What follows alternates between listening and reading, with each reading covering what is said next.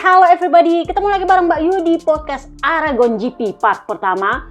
Semoga ini gak lama karena skrip gue cuma 5 lembar. Itu di luar perintilan karena admin akun terakhir kali kita bikin British GP part 3 itu yang ngomelnya panjang banget. Jadi ya mari kita perpendek ya, karena kita akan punya Aragon test lagi. Jadi oke, mari kita bahas 3 pabrikan terbapuk di Aragon GP. Yang pertama kita bahas adalah alokasi ban. Ingat, ini adalah home race-nya maling kundang perebut hak orang Marc Marquez si culas itu. Jadi ori wajib kudu harus ada sama dia dan pada para rider akamsi lain terutama rookie. Jadi yang rookie-nya non KTPS itu akan dipindahin ke rider yang KTP-nya S, mengingat itu adalah balapan akamsinya mereka. So kalian bisa lihat Raul Fernandez, Papayón, Aldeguer juga akhirnya bisa battle bagus. Aldeguer akhirnya juga bisa battle bagus. Dia pakai ban balapan dia di sprint race. Ingat, sudah gue bilang ban balapan itu ternyata ada. Jadi ternyata memang Michelin itu punya rekomendasi ban balapan dan ban cadangan. Jadi untuk rider yang pakai ban mediumnya duluan di sprint race, otomatis ban balapan dia udah terlanjur terpakai. Kurang lebihnya kayak gitu. Karena biasanya Michelin itu akan memberikan rekomendasi yang mana ban balapan. Jadi karena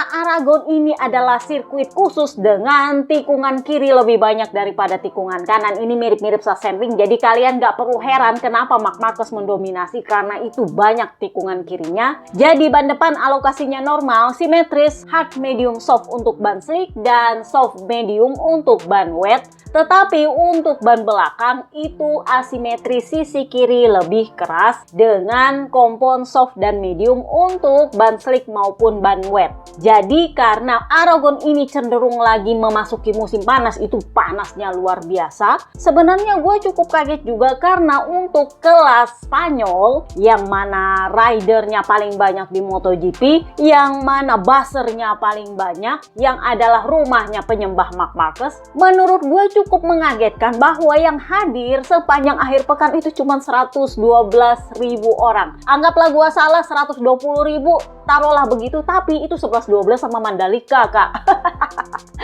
Seriously, bahkan penonton di depan grandstand-nya itu, sorry tuh saya lebih berjubel, kita punya grandstand yang di depan pedok itu daripada mereka. Mereka punya tempat berjubel itu adalah tempatnya Marc Marquez stand. Jadi itu jelas bukan di main grandstand, tapi itu penuh ya karena memang mereka mendapat aksesori tambahan. Jadi ya benderanya, ya bajunya, semua-muanya lah ya. Jadi itu aja yang penuh. Sementara penonton di depan pedok itu kosong, melompong. Itu agak ironis sih kalau menurut gua. Gosip berhembus sepoi-sepoi katanya harga tiketnya itu lebih mahal daripada Jerez, yang mana Jerez sama Aragon ini ya nggak dibilang dekat juga tapi lumayan tetanggaan. Dan sayangnya Aragon punya sirkuit itu katanya agak sedikit terpencil. Udah sedikit terpencil mahal pula. Nah ini 11-12 sama Mandalika sih, tetapi ya lumayan lah ya. Ada Jono yang bilang 5-5-nya itu ala-ala Lemang yang berisik banget. Terutama yang bagian berisiknya itu adalah di bagian fansnya Marc Marquez. Sementara untuk main grandstand-nya sendiri ya anyep seperti itulah ya. Tapi paling nggak suaranya terdengar rame, padahal yang hadir nggak sebanyak itu. But anyway, mereka cukup beruntung, entah itu 112 atau 120 ribu, gue lupa berapa pastinya. Mereka cukup beruntung karena akhirnya Tuhan mereka dalam tanda kutip berhasil hure-hure di depan fans dia. Setelah dia gagal di Texas, setelah dia gagal di Jerez, akhirnya dia bisa hure-hure juga di home race dia. Jadi ya wajar itu lebih berisik khusus untuk Marc Marquez daripada untuk Aragon secara keseluruhan. Sebenarnya ini cukup ironis untuk beberapa orang. Apakah karena Spanyol menggelar terlalu banyak seri atau bagaimana? Karena kan Spanyol saat ini punyanya 4 seri, Aragon, Barcelona, Jerez, dan Valencia. Sayangnya ya yang hadir juga segitu. Gua nggak tahu apakah memang promotornya ala-ala Mandalika yang aji mumpung bisa digelar. Jadi mereka kasih mahal harga tiketnya karena ada kemungkinan mereka kembali dikeluarkan dari kalender. Kemungkinan karena Aragon ini sebenarnya dia lebih dekat ke Andorra kalau nggak salah. Sementara kalau Jerez itu lebih dekat ke areanya Madrid dan segala macamnya. Di sisi lain Barcelona itu lebih dekat ke Valencia. Itu beda topografi ceritanya. bilangnya. Jadi ya, selamat kepada para ABR yang akhirnya Tuhannya berhasil hure-hure di depan para fansnya. Nah, kita membahaslah pabrikan terbapuk pertama, Yamaha. Well, setelah sempat naik peringkat, beberapa waktu lalu akhirnya Yamaha kembali mengisi posisi dasar klasemen secara pabrikan. Jadi, Snack taruh DNF. Kali ini kita nggak surprise soal dia DNF karena memang dia sudah struggle sejak hari Jumat. Ini agak berbeda dengan seri Silverstone, seri Lemah, atau Jerez, di mana dia tampil sangat mendominasi di pole position kualifikasi, tetapi hasilnya ya begitulah. Nah, kalau ini udah bisa diprediksi bahwa dia nggak terlalu bagus, meskipun ya mungkin nggak akan menyangka bahwa dia bakal DNF, tetapi ya karena sejak hari Jumat dia emang udah struggle, kita nggak kaget bahwa dia akan punya hasil yang buruk. Jadi kalau kalian ngintilin dari sesi hari Jumat, dia itu gue bisa bilang kasihan banget sama dia, karena tiap dia nge-track, setiap dia fast lap pasti mau crash. Jadi ya wajar bahwa dia harus masuk ke Q1 karena dia itu setengah mati. Dia sempat emosi banget sama motornya, dan setelah dia ngamuk-ngamuk sama kepala krunya, dia pergi. Dia nggak ikut latihan start di hari Jumat saking emosinya sama motor, dan ya dia crash lagi di balapan panjang. Jadi dia bilang, fuck, seperti kemarin ban belakang saya itu bergetar dan ban depan saya itu ngelok, dan saya sangat kesulitan dengan grip meskipun ya sudah lebih baik daripada kemarin. Sayangnya saya tidak bisa berkendara hari ini. Saya mencoba untuk mempush, tetapi sayangnya ban depan saya tertutup dan saya terjatuh. Jadi ketika kami melakukan 4-5 lap pertama, semuanya oke, baik-baik saja. Kemudian mulailah lap ke-6, nongollah itu chatter. Sayangnya kami tidak tahu apa penyebabnya, apakah itu karena elektronik atau karena bannya. Tetapi ini tidak pernah terjadi 2 kali berturut-turut.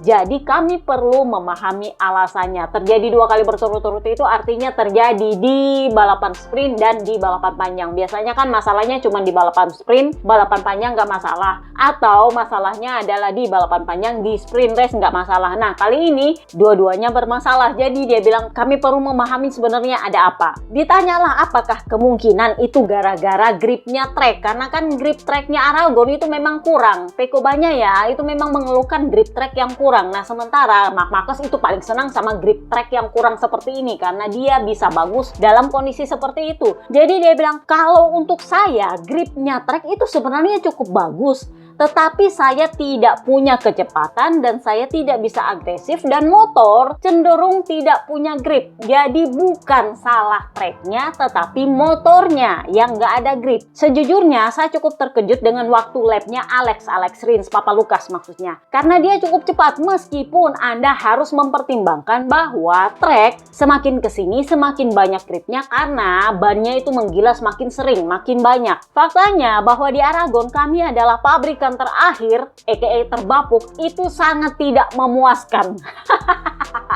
Ternyata bukan cuma gua yang pakai istilah pabrikan terbapuk, mereka juga mulai pakai istilah pabrikan terbapuk. Jadi dia bilang faktanya di Aragon kami menjadi pabrikan terbapuk itu sangat tidak memuaskan. Karena ya meskipun saya DNF, ya Papa Lukas juga ya segitu, Augusto Fernandez juga segitu, Papa Pip juga segitu. Ya semuanya di luar top 10, dan kalau mau digabung-gabung ya kita jadi yang terakhir itu agak-agak gimana gitu ya. Nah, ditanyalah dia, jadi apakah ada yang lu pelajari dari kisah crashnya lu dan kisah para rider lain yang adalah pabrikan terbapuk untuk hari ini? Jadi dia bilang, ya kami memahami sesuatu dalam hal elektronik, tetapi untuk sisanya, lebih baik dilupakan. Besok kami akan melakukan uji coba dan menguji mesin baru yang digunakan oleh Fernandez. Nah, nanti kita bahas ini.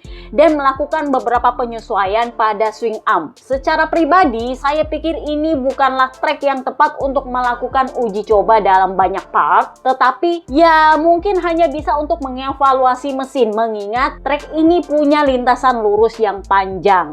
Jadi, di Mugello berikutnya bagaimana? Jadi dia bilang, ya ini adalah salah salah satu dari beberapa track di mana kami unggul, dan Aragon seharusnya bisa memperlihatkan potensi Yamaha, tetapi sebaliknya kami malah menjadi yang terburuk. Jadi saya ingin bisa percaya diri untuk seri Ascent dan Mugello karena menurut dia Yamaha ya di masa lalu lumayan bagus di sana, meskipun ya mestinya di Aragon juga bisa bagus di masa lalu. Sayangnya ya kami adalah pabrikan terbapuk. Kemarin banyak jurno yang mengatakan bahwa mesin V4 1000cc bakal nongol di tes Aragon, atau paling enggak diuji oleh test rider kesayangannya Yamaha, Augusto Fernandez. Sayangnya yang nongol adalah mesin inline baru 1000cc yang ya kalau di sprint race nggak terlalu bagus mengingat DNF, tetapi di balapan panjang lumayan bagus. Pakai mesin baru dia finish di depannya Papa Pip, lumayan bagus untuk sekelas test rider. Dan kalau mau dirata-ratakan ya mereka sama ngumpul di luar top 10 semua. Jadi ya memang Snektaro bilang ya kalau mau dipikir-pikir ini kayaknya bukan track yang tepat untuk menguji part-part, tapi ya kayaknya cukup bagus untuk menguji mesin baru karena ini punya track lurus yang panjang. So, Papa Lukas ini gue belum dapat wawancaranya ketika gue recording podcast ini, tetapi dia punya pernyataan di sosial medianya. Jadi dia finish sebagai Yamaha terbaik P11, hanya satu posisi di luar top 10, sebenarnya miss satu. Jadi dia bilang, saya sebenarnya ingin punya hasil lebih karena saya rasa saya sudah membuktikan bahwa saya bisa melakukan lebih di akhir balapan. Pada lap-lap terakhir saya mampu melaju dengan kecepatan 47 detik dan menurut saya itu cukup rendah, yang merupakan kecepatan para pembalap di depan saya. Jadi saya bertanya-tanya apa yang bisa terjadi jika kami tidak menyia-nyiakan lap-lap pertama balapan untuk mencari grip. Jadi perkaranya dia adalah grip. So, Augusto Fernandez dia finish P13, lebih baik dari Papa Pip. Dia memakai mesin inline 1000cc evolusi keempat, aka ini adalah mesin keempat yang dipakai oleh Yamaha. Dan memang Snektaro ketika di Silverstone kemarin kan bilang bahwa dia itu sangat menantikan memakai mesin inline yang baru karena dia sudah pernah mengujinya di tes private dan dia suka. Sayangnya itu nggak bisa dia pakai balapan tanpa memastikan melalui tes resmi untuk dibandingkan dengan para rivalnya. Karena lu nggak bisa pakai mesin baru ujuk-ujuk terus lu nggak punya patokan tetangga lu gimana model. Jangan lu pakai mesin baru lu pikir itu cepat, ternyata dibandingkan tetangga lu ya lu nggak kemana-mana. Kurang lebihnya kayak gitu. Makanya Yamaha itu ingin memastikan bahwa mereka memakai mesin baru ketika memang terkonfirmasi mesin itu cukup kompetitif di antara para pabrikan rival mereka. Nah, mengenai mesin V4 1000cc yang nggak nongol event di tes Aragon, gosip berhembus sepoi-sepoi itu perkara ban tes. Memang Yamaha ini adalah pabrikan konsesi, tapi sayangnya karena mereka punya tes mesin itu berjalan paralel, ya mesin inline ya mesin V4, akhirnya ban tes itu semuanya dipakai. Jadi gosip berhembus sepoi-sepoi mereka punya alokasi ban tes itu luar biasa, habis banyak. Saking mereka menjalankan pengujian itu secara paralel. Jadi mereka tidak akan melakukannya di tes Aragon karena para rider juga perlu waktu untuk menguji part-part selain menguji mesin inline baru. Jadi kalau ketambahan lagi dengan mesin V4 yang mestinya kalau misalnya mereka bisa mengujinya di sana, itu kan otomatis akan ada pembanding antara mesin inline dengan mesin V4 plus mereka akan membandingkannya dengan pabrikan rival. Logikanya kan begitu, tetapi waktunya akan terbatas. Satu, yang kedua bannya juga akan tergerus. Yang ketiga, mereka tidak akan punya waktu untuk menguji setup, menguji part dan segala macamnya. Kurang lebihnya kayak gitu. Jadi Yamaha gosipnya ingin para rider mereka ini fokus dulu ke mesin inline. Kemungkinan V4 baru akan nongol di tes berikutnya kalau inline yang satu ini yang mereka akan uji di tes Aragon itu terkonfirmasi bagus. Jadi itu akan menjadi standar untuk membandingkan dengan mesin V4. Ngerti nggak? Kurang lebihnya kayak gitu katanya. So far gue nggak dapat interviewnya Augusto Fernandez, mengingat ini adalah wildcard pertamanya musim ini. Kemarin dia balapan tapi sebagai rider pengganti, bukan sebagai wildcard. Jadi beda livery. So kita bahaslah Yamaha Pramac. Sebelum kita bahas para ridernya, kita bahas dulu gosipnya. Jadi sebenarnya ini gosip sudah ada sejak seri Jerez kalau nggak salah, ketika Toprak itu dikatakan sedang bernegosiasi dengan Yamaha untuk bisa bergabung dengan Pramac. Kalau kalian mundur-mundur ke podcast itu, gua lupa apakah gua bahasnya di podcast suka-suka atau gua bahasnya di podcast balapan, gua lupa. Pokoknya gua pernah bahas ketika Toprak itu dikatakan bernegosiasi dengan Yamaha maunya bergabung dengan Pramac karena perkara sponsor. Mengingat Yamaha pabrikan itu sponsornya adalah Monster, sementara sementara dia itu sponsornya adalah Red Bull. Jadi yang memungkinkan dia bergabung dengan Yamaha itu hanya di Pramac, karena dengan di Pramac dia bisa tetap bawa Red Bull. Manajernya dia, Sofoglou, itu udah bilang, kami ini nggak punya duit, jadi kalau mau bergabung dengan MotoGP jelas kami nggak bisa memilih tim yang meminta rider untuk membayar. Maksudnya siapa? Tim Gresini tentunya. Itu kan wajib bayar soalnya ridernya, kecuali lu dikontrak sama pabrikan. Jadi ya Sofoglou bilang, kalau mau bergabung dengan tim yang memerlukan uang ya kami nggak punya duit. Kami cuma punya sponsor. Nah itulah kenapa di seri Qatar kemarin gosipnya dia negosiasi sama Honda. Bahkan media buzzernya Red Bull, dalam tanda kutip Speedweek, hanya mereka yang selalu memberitakan soal Toprak bakal ke MotoGP, Toprak punya kontrak ini itu sumbernya adalah Speedweek, dan itu adalah media, sorry to say, media buzzernya Red Bull. Jadi Speedweek itu bilang bahwa terkonfirmasi di seri Asennya WSBK kemarin bahwa Toprak itu sudah prakontrak dengan Honda bahwa dia akan bergabung dengan MotoGP di tahun 2027 asal dia bergabung dulu dengan WSBK-nya Honda di tahun depan, dan dengan janji bahwa di akhir musim ini kalau musim WSBK sudah selesai dia akan mendapat wildcard-nya Honda sebanyak yang dia mau lah ya, karena kan wildcard-nya Honda ini banyak. Meskipun mereka juga punya banyak test rider, tetapi dijanjikan kepada Toprak bahwa dia akan mendapat jatah wildcard-nya Honda sebagai pabrikan konsesi yang banyak wildcard-nya itu untuk dalam tanda kutip icip-icip dulu gini nih rasanya RCV-nya Honda di MotoGP. Tetapi dia akan dikontrak ke WSBK dulu, bergabung dengan Andrea Iannone, rider Oplas itu untuk di WSBK Honda tahun depan. Gosipnya setelah petinggi dari Jepang nongol di seri Jerez MotoGP itu diveto karena kan negonya sama Papi Peripuik. Jadi nampaknya petinggi Honda agak-agak kurang suka dengan ide ini, mengingat menurut mereka Acosta lagi diutamakan, dan kalau bukan Acosta ya Jurlunain lah yang di MotoGP selain WSBK, karena kan mereka masih punya banyak pilihan di MotoGP alih-alih mau ngambil dari WSBK, kurang lebihnya kayak gitu. Selain itu bukan rahasia umum bahwa para pabrikan pesaingnya Ducati itu sedang nunggu-nunggu Pecco apakah punya niat untuk meninggalkan Ducati atau enggak. Karena memang mereka melihat gelagat-gelagat ini Pecco, ya mungkin mereka mikirnya Pecco ini punya mindset ala-ala Marc Marquez, kalau gua nggak merasa diutamakan dan gua merasa motor gua nggak cocok sama gua bisa kabur dari kontrak gua. Nah mereka mikirnya mungkin kayak gitu. Sayangnya Pecco nggak mau. Bahkan dari seri Silverstone kemarin dia udah bilang, meninggalkan kontrak yang sudah kamu tanda tangani itu bukanlah hal yang benar menurut saya. Dia udah bilang sejak seri Silverstone, tetapi ya masih tetap ada buzzer-buzzernya media Spanyol, kalau lu nggak mau bilang buzzer-nya ABR, yang mencoba menyebarkan rumor bahwa Pecco berniat untuk hengkang tahun depan dari Ducati. Jadi Toprak punya misu-misu bahwa dia sudah prakontrak dengan Honda itu otomatis down ketika diveto sama petinggi Honda di Jerez. Jadi dia pindah negosiasi kembali dengan Yamaha. Ini sebenarnya kalau dia adalah Papi Perilin Jarvis sebenarnya pasti akan ditolak. Kenapa? Karena Toprak itu udah pernah menguji M1 zamannya Papi Perilin Jarvis, dan Papi Perilin Jarvis nggak terlalu suka sama catatan waktunya. Meskipun ya buzzer-nya Turki dan buzzer-nya Red Bull itu sangat memuja-muji hasil catatan waktu ketika dia tes private bareng Papa Willow. Tetapi Papa Willow bilang itu nggak sehebat itu. Kalau lu mau bandingkan sama gua punya catatan waktu, ya gua kan test rider. Nah lu kan mau balapan full sebagai rider full time. Jadi catatan waktu lu itu harusnya lebih baik dari gua sebagai test rider kalau mau mengkategorikan bahwa lu siap bertanding di MotoGP.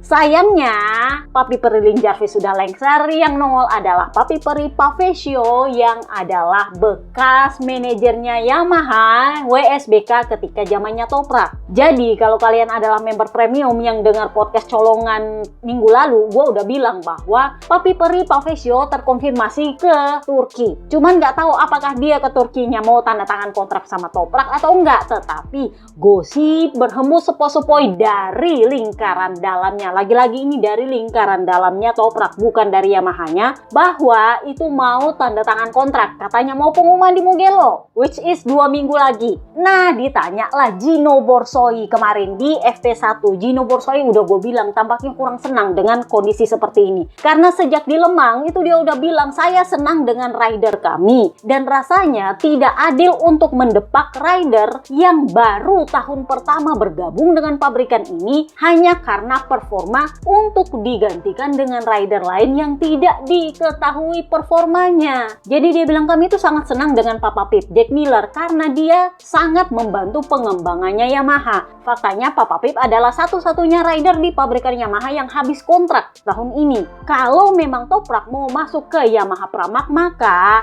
aturannya dia akan mendepak Papa Pip. Tetapi ini mengundang gelombang protes dari event fansnya Yamaha. Mereka merasa nggak adil kalau mendepak Papa Pip karena kondisinya adalah dia rider terbaik kedua di klasemen untuk Yamaha, di bawahnya Snake Taro. Jadi sebelum seri Aragon dia ada di atasnya Papa Lucas, dan sekarang pun dia masih ada di atasnya Papa Lucas meskipun poin mereka sama setelah seri Aragon. Jadi banyak yang komplain bahwa kok kayaknya nggak adil buat Papa Pip untuk didepak hanya karena masalah performa, karena faktanya dia lebih baik dari Papa Lucas. Nah, sementara Papa Alice, Gino Borsoi juga bilang kayaknya nggak adil mendepak Oliveira hanya karena masalah performanya, mengingat ini adalah tahun pertamanya di Yamaha, plus dia kan cedera bukan gara-gara hal lain, dia cedera gara-gara crash di track loh. Jadi Gino Borsoi berkali-kali bilang bahwa dia senang dengan line up-nya dia. Sayangnya dua rider ini ada di bawah kontraknya Yamaha, kena kontrak pabrikan, jadi yang punya hak adalah Yamaha pabrikan. Nah, gosip berhembus sepoi-sepoi dari belakang pedok Papa Pip karena ditentang untuk didepak. Gosipnya Papa Pip akan dipertahankan, tetapi Papa Alice yang akan didepak. Ini sebenarnya sudah gua bahas bahkan sejak di Qatar. Seri Qatar masih ingat? Waktu itu kan gua bilang tumben-tumben Papa Alice nongol bahkan ketika dia nggak ngetrek di pedok, karena ternyata dia tahu bahwa posisi dia sedang terancam. Dan ya, kalau bukan gara-gara Acosta ya gara-gara Toprak, gara-gara semua orang lah. Kalau bukan Toprak ya Martin, ya Acosta, semuanya lah, siapapun yang bisa mendepak dia, meskipun faktanya dia masih ada kontrak dengan Yamaha. Tetapi gosipnya itu bisa dilakukan kalau kontrak dia adalah 1+1. Ini sama dengan Papa Lucas di LCR ketika dia pindah ke Yamaha, kontraknya adalah 1+1. Nah, terus buat yang bertanya, terus Papa Alice mau kemana? Padahal kontrak dia masih ada, meskipun itu 1+1. Ingat, dia nggak ada pembahasan performa soalnya di kontraknya dia. Gosip berhembus sepoi-sepoi dari jurnalnya Speedweek itu bilang bahwa dia akan ditransfer ke WSBK. Makanya gue bilang nggak adil kalau mendepak Papa Pip ke WSBK hanya demi Toprak. Tapi kalau Papa Alice yang didepak ke WSBK ya mungkin masih masuk di akal buat gue. Kenapa? Karena bahkan di klasemen dia itu ada di bawahnya Augusto Fernandez. Augusto Fernandez loh test rider.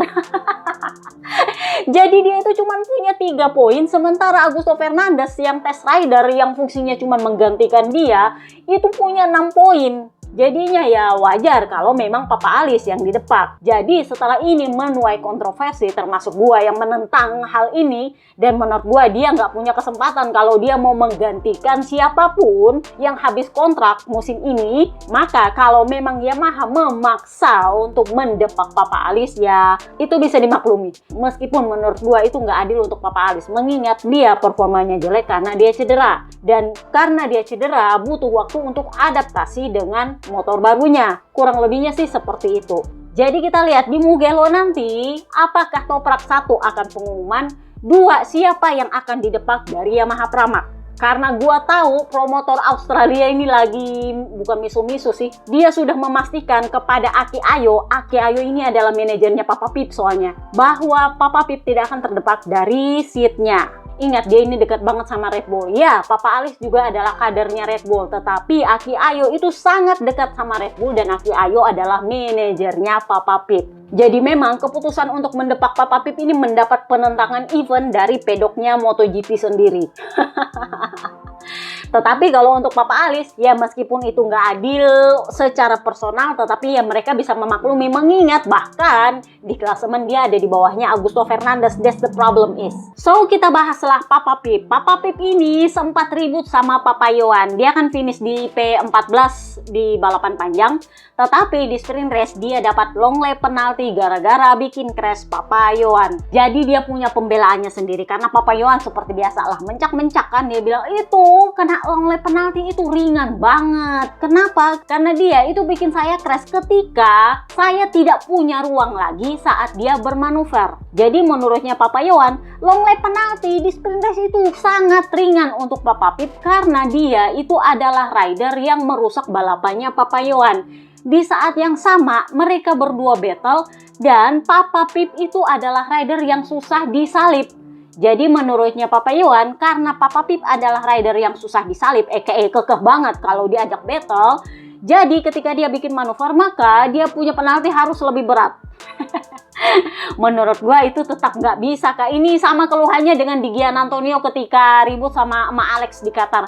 Ya seperti itu sudah standar dia punya penalti. Dan menurut gua Papa Pip juga cukup beruntung bahwa dia kena long lap penalti langsung di sprint race, bukan di balapan panjang. Karena kalau dia membayar penaltinya di balapan panjang, itu konsekuensi poinnya lebih tinggi daripada di sprint race. Kalau di sprint race ya mumpung lu ributnya di luar poin, ya kalau lu kena long lap penalti ya nggak pengaruh banyak gitu loh. Tapi kalau lu harus bayar long lap penaltinya di balapan panjang, itu akan sangat berpengaruh pada poin kejuaraan. Mengingat poin kejuaraan di balapan panjang itu kan sampai P15. Jadi kalau lu harus bayar long lap penalti itu berasa banget poinnya, Kak. Jadi Papa Pip sendiri juga punya reaksi ketika dia kena long lap penalti. Jadi dia bilang, ya oke, saya terima long lap penaltinya, tapi ya bukan saya kurang ajar juga. Saya kan hanya mencoba mempertahankan line saya, mempertahankan area saya, mengingat kita ini lagi battle. Ya namanya battle ya tetap harus ada manuver lah. Nggak mungkin gua battle gua biarin lu lewat terus gua nggak nyalip atau gua nggak mempertahankan line gua, enggak.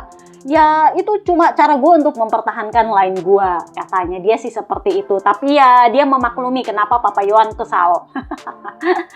Nah untuk balapan panjang gue nggak dapat interview dia, tapi dia bilang di media sosialnya, ini adalah hari yang sulit, berhasil finish di P14 dengan kecepatan yang lumayan di awal balapan, tetapi melakukan kesalahan dan harus berurusan dengan chatter di bagian belakang selama sebagian besar balapan. Menurut saya ini adalah akhir pekan yang memang lebih sulit dari sebelum-sebelumnya. Saya ingin mengucapkan terima kasih banyak kepada kru dan di tes besok kita akan terus berusaha. Jadi cukup menarik bahwa tidak ada satupun jurno yang bertanya ke para rider Yamaha mengenai isu toprak. Nggak ditanya ke Papa Alis, nggak ditanya ke Papa Pip, apalagi ditanya ke Snake Taro. Kenapa? Karena menurut gua Snake Taro ini adalah kunci dari line up ridernya Yamaha. Ingat ketika Papa Alis dan Papa Pip menjadi ridernya Yamaha Pramac diumumkan, Snake Taro adalah orang pertama yang ditanya mengenai line up ini. Nah sementara untuk toprak, tumben-tumben nggak ada jurno yang bertanya soal ini ke Snake Taro atau ke Papa Pip atau ke Papa Alis. Karena akan sangat menarik untuk melihat reaksinya Snake Taro kalau sampai Papa Pip yang didepak demi toprak. Karena secara pribadi menurut gua, kalau mau cari pembalap Turki, menurut gua ya, itu adalah Deniz Öncü. Kalau kalian lihat balapan motor Moto2 kemarin, menurut gua dia lebih layak ke MotoGP daripada toprak. Sorry to say. Karena menurut gua anak ini, satu dia anak muda, kedua dia ini sama potensinya. Sorry tuh saya, kalau menurut gua hampir sama dengan Pedro Acosta. Jadi ya mungkin karena toprak punya penyembahnya yang sama radikalnya dengan penyembahnya Marc Marquez, akan sangat menarik kalau memang toprak bergabung ke MotoGP. Dua orang penganut agama ini kalau ketemu gimana model, gua ambil kuaci dah nonton. So kita pindahlah ke Papa Alis. Papa Alis ini agak panjang, tumben-tumben gue dapat dia punya interview loh, tumben. Jadi dia bilang, ya saya punya kondisi sebenarnya tidak terlalu terkait dengan chatter. Saya memang merasakan sedikit chatter di sisi kanan saat memasuki tikungan 3 dan juga tikungan 13. Tetapi masalah terbesar saya adalah bagian depan saya terkunci selama awal dan tengah balapan karena motor tidak seimbang antara tangki penuh dan tangki kosong. Jadi antara setengah penuh atau enggak itu bikin gel-gel lah menurut dia. Jadi sangat sulit untuk menjaga motor tetap berada di line-nya dalam 10 lap pertama. perilaku motor kemudian berubah drastis ketika bobotnya mulai berkurang. Yang menurut saya cukup mengejutkan karena semuanya terasa menjadi lebih mudah. Kami mulai mencatatkan waktu lap yang lebih cepat dengan tenaga yang lebih sedikit dan juga grip yang lebih sedikit. Itu yang aneh menurut saya. Jadi ditanyalah dia, ini tesnya besok menurut lo apa yang mau lo lakukan? Jadi dia bilang jelas ada pekerjaan yang masih harus dilakukan di sini dan besok kami akan membahas beberapa area yang kami rasa perlu untuk diperbaiki. Yang pasti kami paling kesulitan di area fast lap dan dalam hal memposisikan diri lebih baik di awal balapan dan bagaimana menghindari kekacauan di bagian belakang grid. So, kita pindahlah ke Aprilia. Ini Aprilia sebenarnya diberisikin sebelum seri Aragon GP karena kan ada Aprilia All Star. Kalau kalian adalah member premium, gue udah bahas itu habis-habisan di live colongan karena kita nggak ada podcast suka-suka kemarin. Buat yang nanya kenapa nggak ada podcast suka-suka, karena British GP kita sudah pakai 3 part dan itu bikin kelengar admin akun ngedit dia punya podcast. Jadi ya gue nggak bikin podcast suka-suka, gue ganti dengan live podcast colongan untuk para premium member. 2 kali live loh kalau nggak salah itu. Jadi kita bahaslah Aprilia. Ini sebenarnya udah gue bahas di podcast colongan. Kan kemarin gue sudah sempat bilang cukup menjadi pertanyaan apakah Martin berani nongol di Aprilia All Star. Karena menurut gua pasca dia memposting story of my side itu adalah genderang perang untuk Aprilia bahwa dia kekeh untuk hengkang dari Aprilia. Dan di saat yang sama Papa Angel diumumkan pindah rumah sakit dari Suzuka ke Tokyo dan akhirnya ketemu sama Angel dan mamanya. Jadi ya memang Angel sama mamanya sudah terbang ke Jepang tetapi nggak langsung ke Suzuka. Jadi papanya yang dipindah rumah sakitnya ke Tokyo. Sudah keluar dari ICU dan semuanya lebih baik. Jadi papanya Papa Angel, opanya Angel Massimo Marini itu dalam wawancara terbarunya bilang bahwa ya kemarin saya sudah sempat bicara sama Luka. Memang suaranya agak sedikit tertekan tetapi dia baik-baik saja. Kondisinya lebih baik, sisa menunggu apakah dia memungkinkan untuk diterbangkan ke Eropa. Nah, gosip berhembus-sepoi masalah utamanya bukan pneumotoraks yang ala-alanya Jorge Martin yang parah banget. Kenapa? Karena tulang dada dia yang patah itu nggak sebanyak Jorge Martin. Kemudian pneumotoraksnya dia itu nggak ada apneanya. Jadi ya sebenarnya cuma perlu disembuhkan dulu pneumotoraksnya, baru dia pergi ke Eropa. Yang jadi masalah adalah pinggulnya. Pinggulnya bahasanya Honda kemarin itu cuma dislokasi. Sayangnya dislokasinya tidak sesederhana itu. Jadi yang dipertanyakan adalah apakah dia bisa duduk dengan baik selama penerbangan panjang ke Eropa atau enggak. Bukan perkara dia punya paru-paru ternyata. Yang jadi masalah itu adalah pinggulnya yang dislokasi. Bahkan gosip berhembus-sepoi itu sedang diobservasi apakah dia memerlukan operasi untuk mengatasi dislokasi pinggulnya. Kenapa? Karena dia akan duduk di atas motor. Kalau dia duduk di atas motor, kondisinya nggak duduk nyaman, ya otomatis dia nggak bisa balapan dengan baik, ya kan? Karena ini pinggulnya. Oke, buat yang bertanya seberapa parah itu, kalian pergilah ke live podcast colongan. Gua nggak akan bahas itu di sini, nanti lebih panjang lagi. Nah, di Aprilia All Star kemarin, Martin ternyata nongol. Buat yang nanya kenapa dia nongol, ternyata dia nongol perkara kontrak. Jadi di kontraknya itu ternyata tertulis dengan jelas bahwa dia wajib kudu harus datang di Aprilia All Star sebagai brand ambasadornya Aprilia.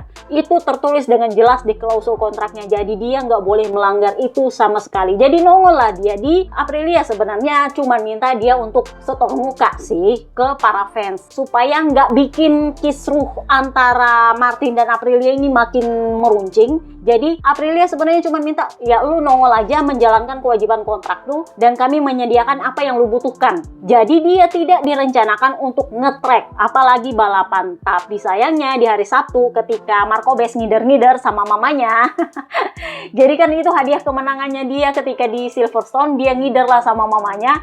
Dan Bes itu sampai sempat bilang, gue kayaknya mau dicap sebagai anak durhaka nih kalau gue mau memaksa emak gue. Tapi ternyata emaknya senang juga dibawa ngider keliling Misano pakai motor.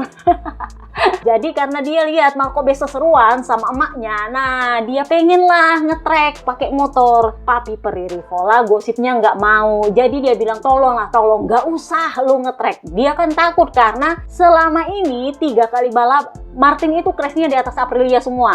Yang nggak V4, yang nggak V2 semuanya. Jadi ketika Martin bilang gua mau nge-track, nah mulailah alasan, lu nggak ada letter, lu nggak ada helm, nggak ada persiapan, gak usah lah, nanti lu kenapa-kenapa. Tapi Martin kekeh sama orang di pedok. Kalau kalian lihat mukanya orang Aprilia di pedok itu mukanya agak kurang seneng karena takut kan, kalau ini anak kenapa-kenapa loh, jadi masalah lagi Aprilia. Nah akhirnya diambil jalan tengah, dia pakai dulu RS 660. Kalau dia merasa nyaman, baru dia pindah ke RS V4. Jadi pergilah mereka ke toko Alpinstar terdekat, beli letter dan semua perlengkapan termasuk helm. Jadi Papi Peri Rivola bilang itu sampai satu toko itu dikosongin semua untuk dia, untuk dites ini cocok nggak, ini bagus nggak, ini pas nggak, ini nyaman nggak.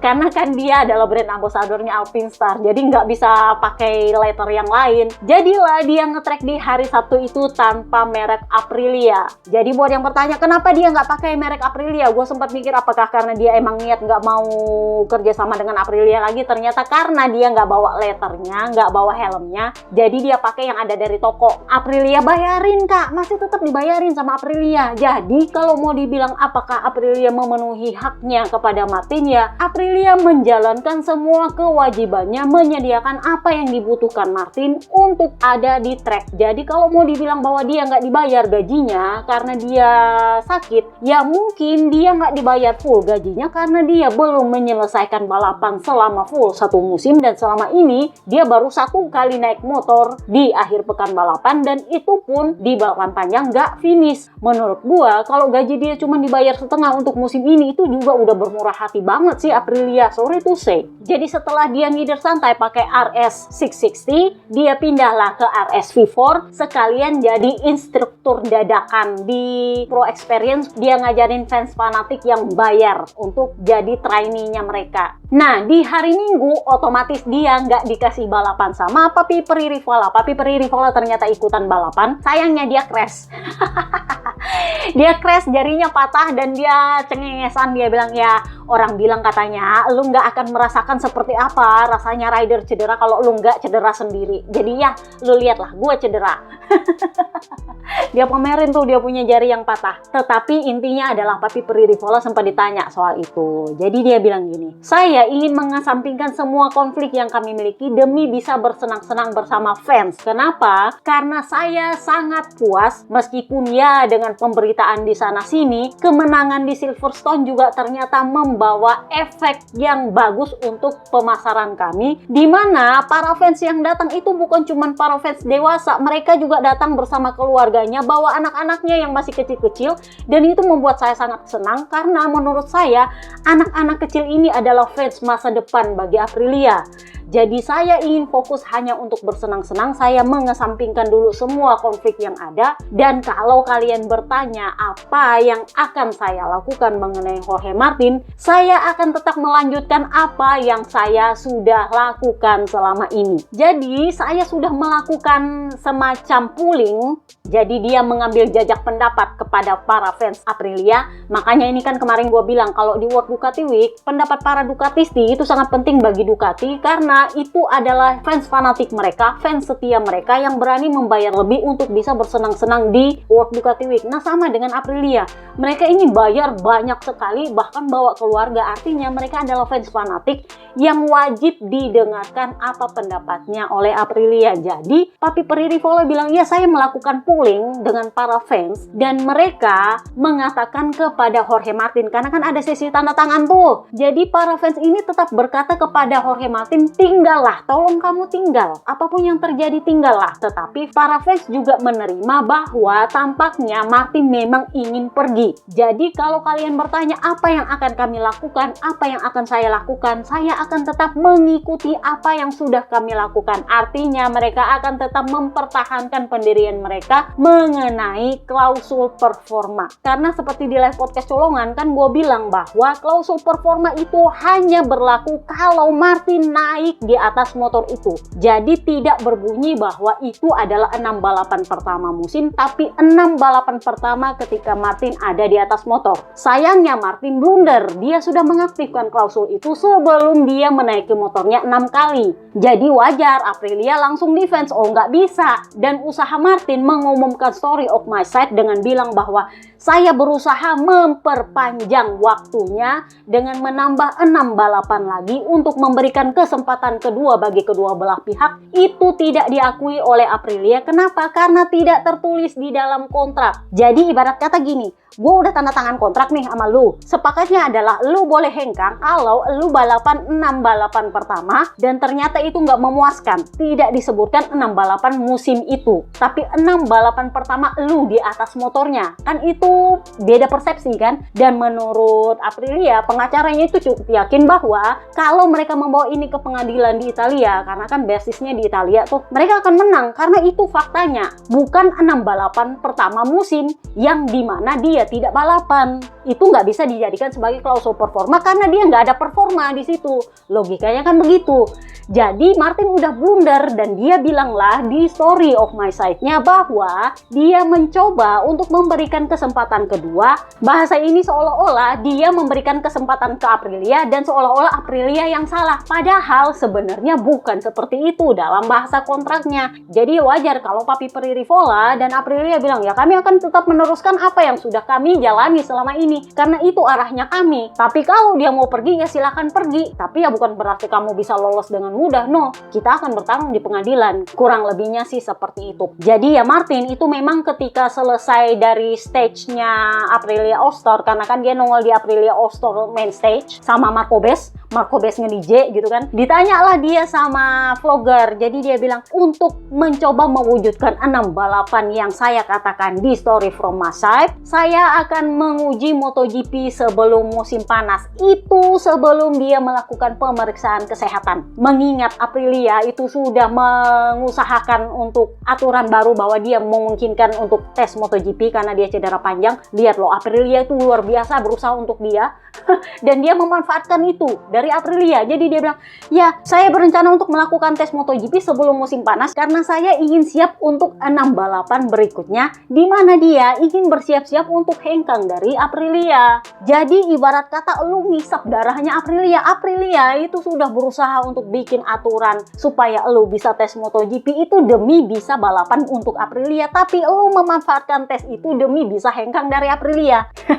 Jadi buat yang bertanya ini santan instannya gimana model, lu bayangin itu seperti apa? Kayak Lintah. Apakah dia ini malin kundang? Dia bukan malin kundang, dia itu Lintah.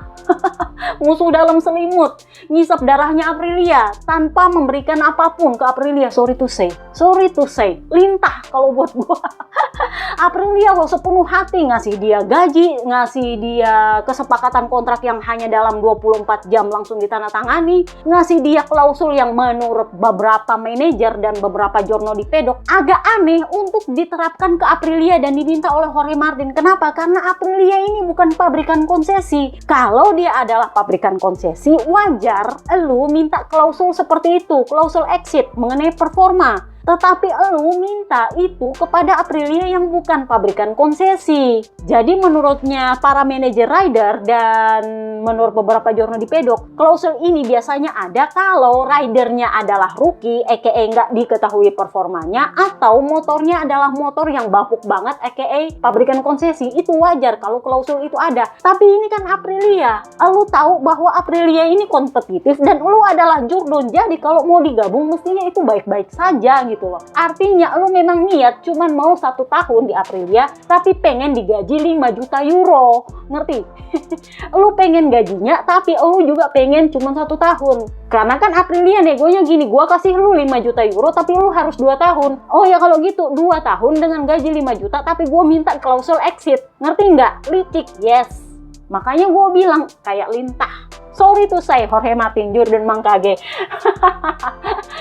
Nah, karena dia bilang dia pengen menguji MotoGP sebelum musim panas, itu dia katakan di Misano sebelum dia melakukan pemeriksaan kesehatan. Faktanya pemeriksaan kesehatannya sebenarnya sih lumayan bagus. Rusuknya udah membaik, tulang dadanya udah nyambung, everything is okay. Kecuali apa? Tulang scaphoid. Tulang scaphoid ini adalah tulang yang patah sejak cedera kedua. Jadi kalau kalian mundur-mundur ketika dia nongol di Texas, itu scaphoidnya emang masih ada di situ. Sampai sekarang masih masalah. Jadi dia nggak akan bisa bisa nge-track kalau skavoidnya itu masih bermasalah. Event balapan pun itu sulit kalau skavoidnya masih bermasalah. Jadi pertanyaannya adalah, apakah skavoidnya ini bisa sembuh keburu untuk 6 balapan musim ini sebelum Honda mengumumkan perpanjangannya Papa Angel, atau dia memaksakan diri dengan skavoid yang belum membaik untuk balapan 6 kali demi bisa menyelesaikan 6 balapan karena dia memang pengen putus kontrak, dan itu bisa dilawan di pengadilan. Celahnya itu banyak karena Martin sudah terlanjur mengaktifkan klausul ini sebelum dia balapan 6 kali. Nah, itu celahnya banyak. Beda kalau misalnya dia udah balapan 6 kali baru dia aktifkan klausul ini, mungkin Aprilia nggak punya celah untuk melawan balik. Tapi karena dia udah terlanjur aktifkan ketika dia belum balapan 6 balapan, ya sorry to say. Tetapi yang cukup menarik adalah Papi Pririvola, selain dia cengengesan dengan jarinya yang patah, dia tampak cukup tenang ketika dia mengatakan bahwa kami akan melanjutkan apa yang sudah kami lakukan sebelumnya mengenai hal ini. Jadi gosip berhembus sepoi-sepoi, dia sudah menghubungi Honda dan dia sudah punya perjanjian dengan Honda bahwa Honda tidak akan dalam tanda kutip menggoda Martin ketika kontraknya masih berjalan.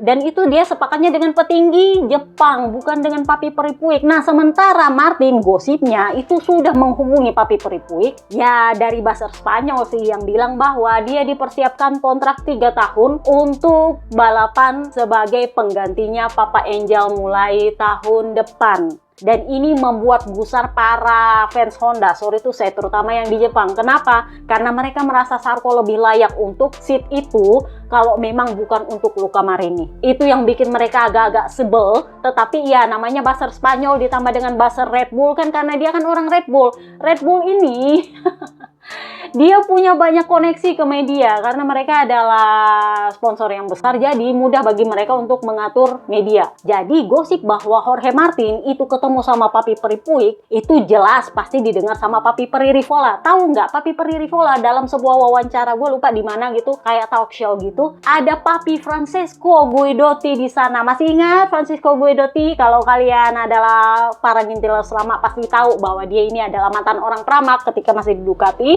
Dan dia adalah mantan kepala tim pabrikan di KTM sebelum diganti oleh Aki Ayo tahun ini. Tahun lalu dia didepak oleh KTM. Untungnya sebelum KTM mengumumkan pilot, sehingga dia tidak perlu memusingkan perkara nggak dapat gaji lah, para krunya lembur lah, nggak dibayar, kurang lebihnya kayak gitu. Nah, selain membahas soal kemenangan terakhirnya Aprilia di Silverstone, Papi Pririvola itu sempat gangguin Papi Guidotti. Jadi waktu itu Papi Guidotti bilang, ya sampai ketemu lagi kapan-kapan. Nah, Papi Pririvola bilang, saya yakin kita pasti akan ketemu dalam waktu dekat. Saya tahu orang Jepang itu sangat tertarik sama kamu. Artinya dia memang sudah punya koneksi ke Jepang untuk tahu bahwa Papi Peripuik memang ada rencana untuk nggak diperpanjang oleh Honda, dan kemungkinan besar Honda menghubungi Papi Pririvola sebagai ketua MSMA untuk meminta rekomendasi kalau Papi Guidotti gimana. Kurang lebihnya kayak gitu, karena memang Papi Pririvola bilang, ya saya tahu Honda lagi tertarik sama kamu, saya kenal bener orang Jepang. Nah,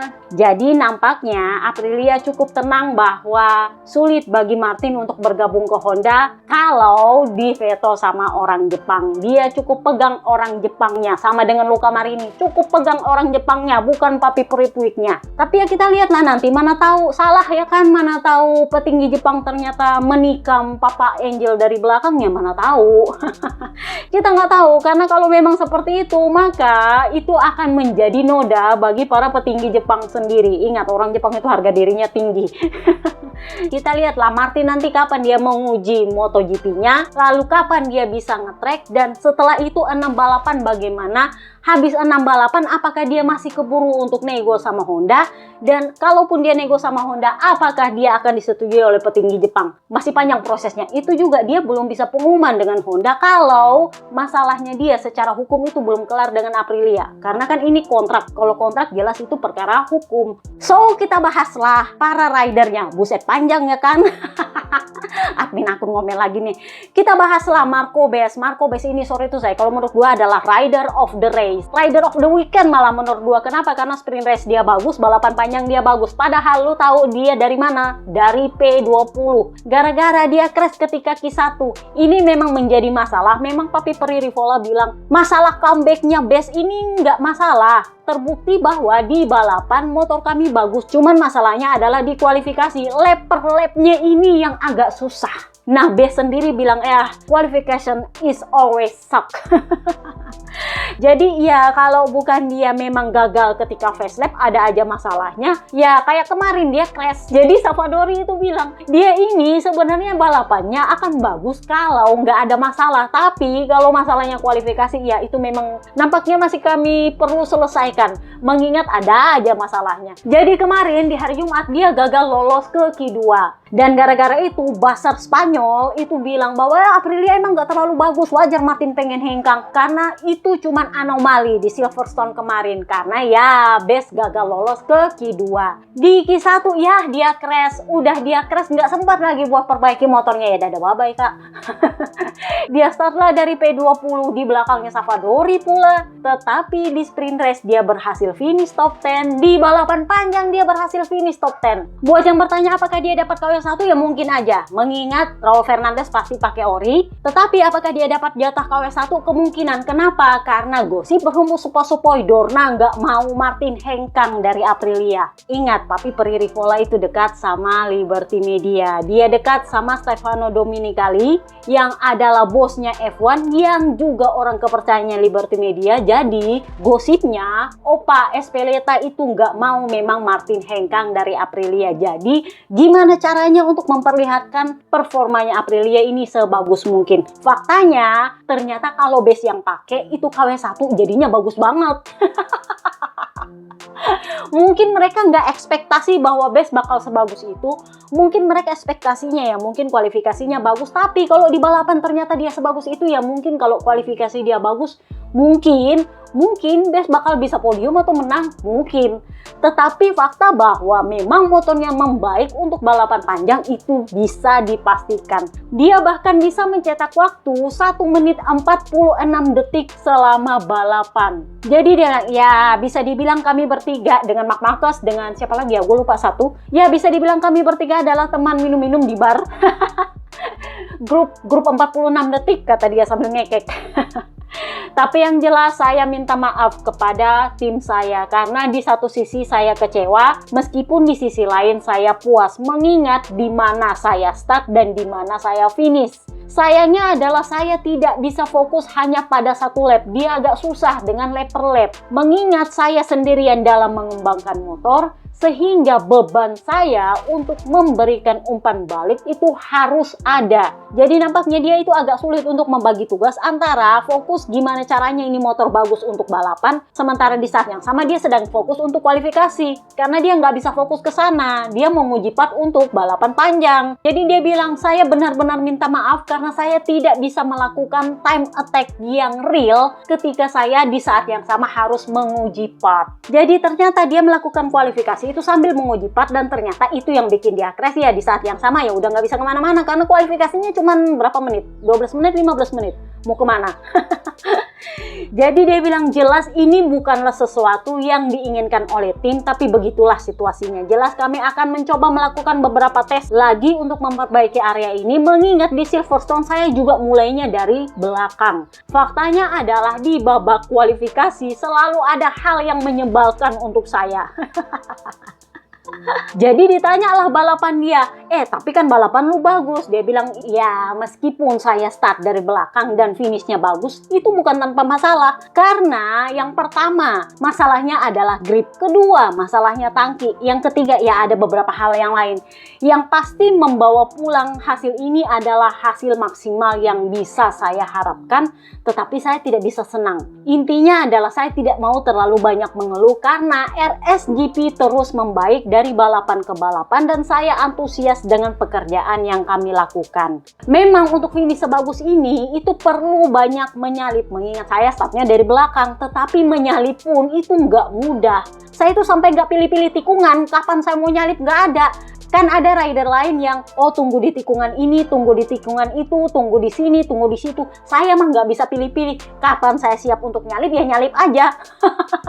Dan itu tidak mudah, tapi ya memang saya lebih berani menyalip di antara tikungan 14 dan 15 karena sulit untuk orang melawan balik ketika saya menyalip di sana. Yang pasti tidak ada yang mudah Nah, ditanyalah dia, oh berarti lu tes besok mau nguji apa? Dia bilang, ya kayaknya banyak yang mau diuji dan banyak area yang harus diperbaiki di mana-mana lah pokoknya. Ditanyalah dia perkara Manu Gonzalez itu mau menggantikan Ai Ogura di tes Aragon. Karena Ai Ogura kan nggak lolos fit to ride, jadi dia nggak bisa balapan di Aragon, otomatis dia nggak bisa menguji di tes Aragon. Jadinya Trackhouse kemarin mengumumkan bahwa mereka memberikan kesempatan kepada Manu Gonzalez untuk ikut di tes Aragon menguji motor MotoGP memakai motornya Ai Ogura. Jadi ditanyalah Bes soal itu, mengingat ya ini kan udah gue bilang dia ini sama dengan Snake Taro, meskipun ya dia cuman adipati di Aprilia saat ini karena rajanya mestinya kan Jorge Martin tuh. Karena Jorge Martin nggak ada ya adipati mengemban PJS. Jadi ditanyalah dia perkara soal Manu Gonzalez bakal menggantikan Ai Ogura. Jadi dia bilang, ya saya sih nggak terlalu tahu banyak soal itu dan saya nggak bisa ngomong apa-apa. Tutup mulut. Dia ini pecicilan tapi bukan ember bocor, Kak. Itu masalahnya. Intinya adalah saya mau siap-siap untuk Mugello. Itu akan menjadi debut untuk saya di atas Aprilia. Saya ingin balapan di depan semua penggemar dan bagi kami Mugello memang sedikit lebih berarti mengingat ini adalah pabrikan Italia. Dia adalah orang Italia dan itu akan menjadi home race-nya mereka. Dan untuk saat ini saya lebih suka memikirkan tes untuk hari Senin.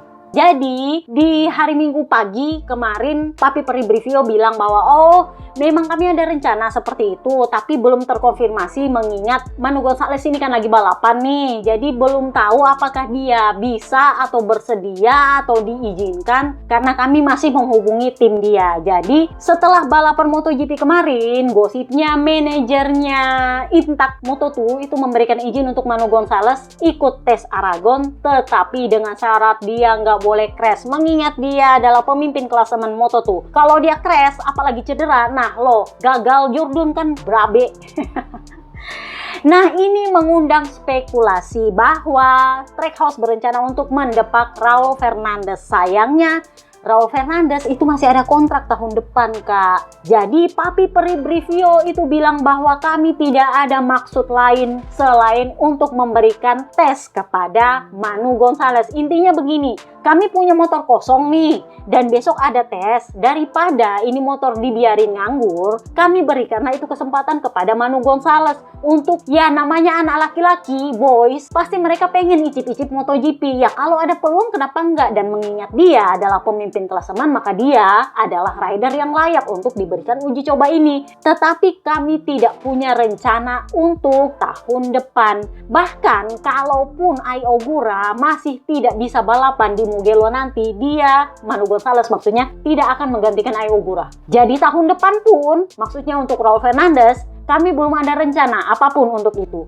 Intinya murni cuman untuk memberikan kesempatan kepada Manu Gonzalez untuk menguji MotoGP karena ini adalah bagian dari visi dan misinya Trackhouse untuk memberikan peluang bagi para anak-anak muda yang layak untuk merasakan MotoGP. Jadi Raul Fernandez yang ya kebagian ori dari Ai Ogura, mengingat dia satu-satunya pembalap Spanyol di Aprilia, dia finish P10. Sebenarnya menurut gua hasilnya nggak terlalu buruk, tetapi ya dia bilang ini adalah start hari Minggu yang terburuk tahun ini. Di sisi lain, start saya di sprint race itu adalah start terbaik saya. Jadi pada akhirnya ya balance lah. Di hari Minggu start terburuk, di hari Sabtu itu adalah start terbaik. Yang lebih penting adalah perasaan dan kepercayaan diri yang kembali saya dapatkan di atas motor.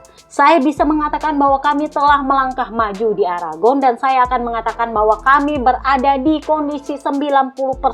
Kepercayaan diri saya sudah meningkat dan saya yakin bahwa dengan dukungan tim kami bisa mencapai persentase 100% di balapan berikutnya. Nah dia juga ditanya perkara soal Manu Gonzalez bakal menguji di tes Aragon. Jadi dia bilang, ya menurut saya sebagai mantan pembalap Moto2 itu adalah hal yang sempurna kalau mau senang-senang. Jadi ibarat kata ya nyicip-nyicip aja, kurang lebihnya kayak gitu. Karena itu membuat kita merasakan oh seperti ini loh rasanya sistemnya MotoGP, motornya ternyata berbeda. Banyak hal yang dipelajari dan itu adalah sensasi yang bagus karena kita bisa bersenang-senang dan itu adalah pengalaman yang luar biasa. Satu-satunya hal yang tidak menyenangkan menurut saya kalau dia menguji di MotoGP itu adalah ketika dia harus kembali lagi ke Moto2 ketika dia selesai menguji MotoGP, karena itu pasti perbedaannya jomplang banget. Yang satu motornya cepat banget, begitu dia balik lagi ke Moto2 lelet kak, kurang lebihnya kayak gitulah menurutnya Raul Fernandez.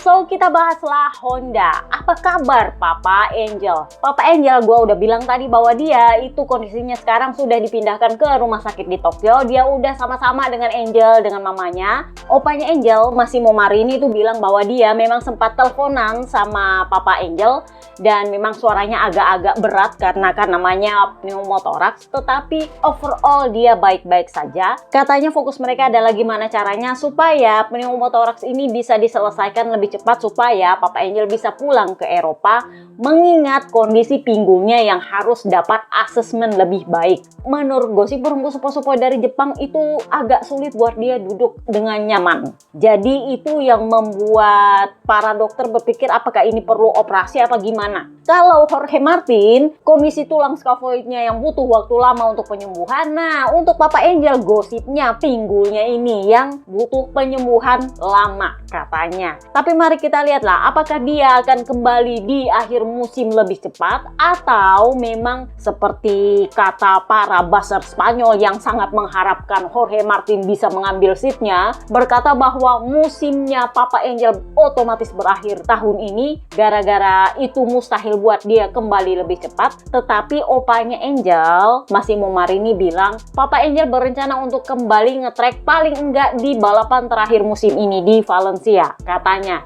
Itu paling lambatnya, paling cepatnya ya kita nggak tahu. Yang jelas dia cukup percaya diri bahwa Papa Angel bisa sembuh lebih cepat mengingat Papa Angel ini adalah mantan atlet olahraga sepak bola.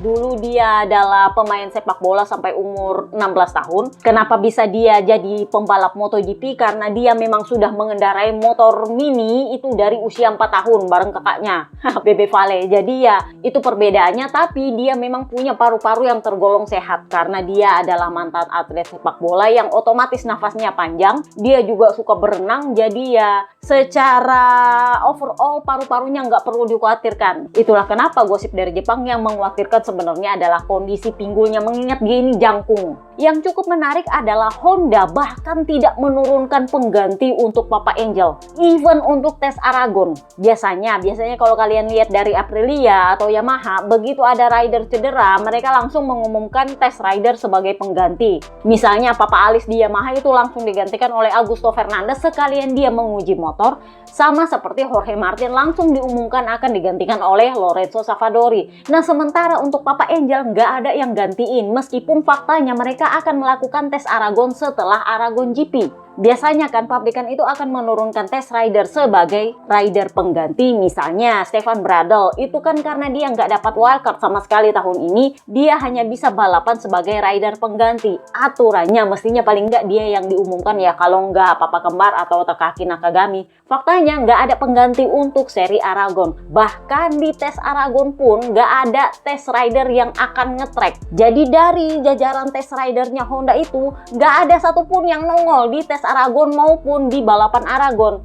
Jadi ini mengundang pertanyaan, apakah Honda sebegitu sayangnya sama Papa Angel sampai mereka nggak mau Papa Angel itu tersinggung atau sakit hati atau gimana lah soal penggantinya dia.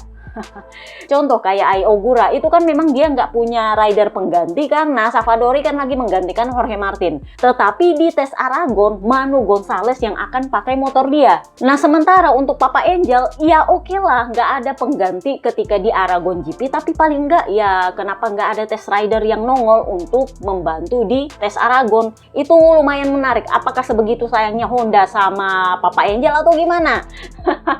Tetapi nampaknya memang Papa Yohan cukup mengerti bahwa rencana untuk mendepak Papa Angel demi Jorge Martin ini cukup mengundang kontroversi bagi para fans Honda yang merasa ya kalau mau didepak ya mestinya Papa Yohan yang didepak karena Papa Angel itu kondisinya adalah rider terbaik kedua di klasemen setelah Johan Zarco. Jadi kalaupun memang mau diganti mestinya Johan Zarco yang di situ bukannya Jorge Martin. Dan kalaupun memang ada yang harus diganti mestinya itu adalah Papa Yohan. Nah, Papa Yohan lah akhirnya kemarin kemarin, makanya mencak-mencak karena dia gagal finish di sprint race, karena dia merasa finish itu sangat perlu. Dia dikritik karena dia jarang banget finish, itu masalahnya. Dan ya kalau mau dipikir-pikir, Papa Angel oke lah, dia punya prestasi di klasemen nggak terlalu bagus, tapi dia finish paling banyak, paling jarang ngeluh, dan dia itu adalah rider yang sangat sabar sama Honda. Sementara Papa Yohan itu ya, you know lah ya, ngedumel, dan dia itu jauh lebih lama daripada Papa Angel di Honda. Dia ada di sana sebagai teammate-nya Marc Marquez, dan sorry tuh saya kerjaannya cuma crash. Jadi ya wajar bahwa fansnya Honda mulai sepet sama dia, ditambah dengan dia selalu mengkritik motor Honda. Jadi fans Honda merasa ya daripada jadi benalu di situ kan bikin emosi doang, mending ya lu pergi aja ganti sama Jorge Martin. Ya paling nggak cuma sebiji lah Spanyol yang ada, jangan ditambah-tambah lagi, bikin pusing.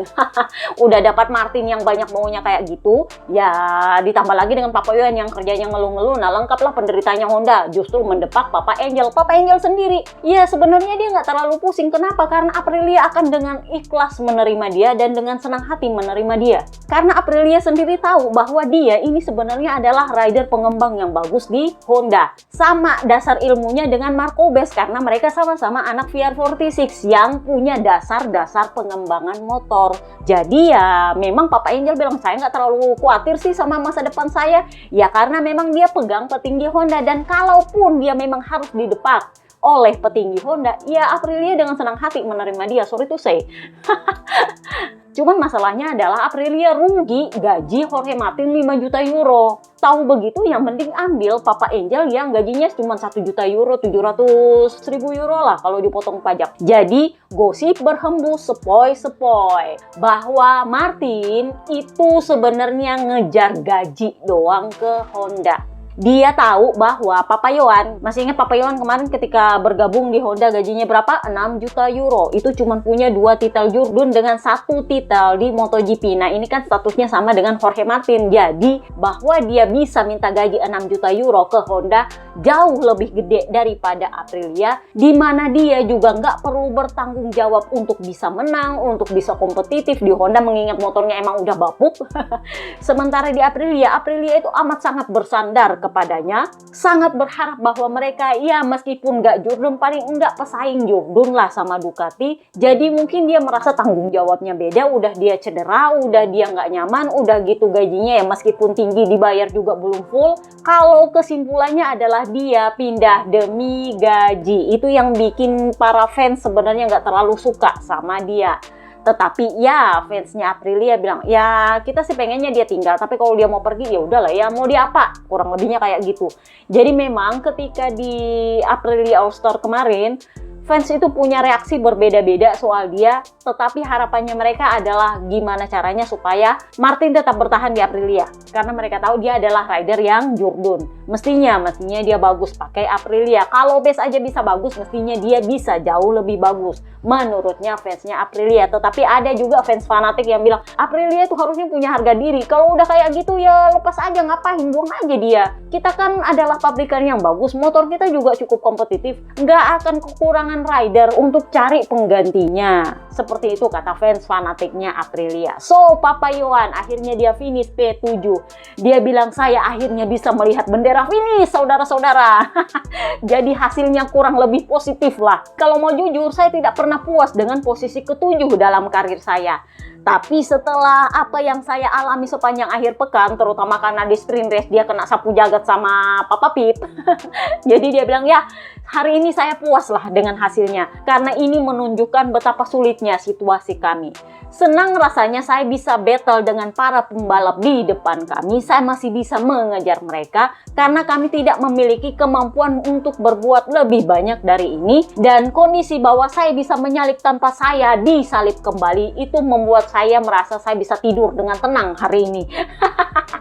Karena saya tahu bahwa saya sudah melakukan yang terbaik. Tetapi ya memang kami harus terus bekerja keras meskipun kami lebih dekat dengan para rider dan pabrikan di depan kami dibandingkan tahun 2024. Kondisinya sebenarnya kami masih kekurangan dalam hal akselerasi, dalam hal top speed, dan dalam hal grip.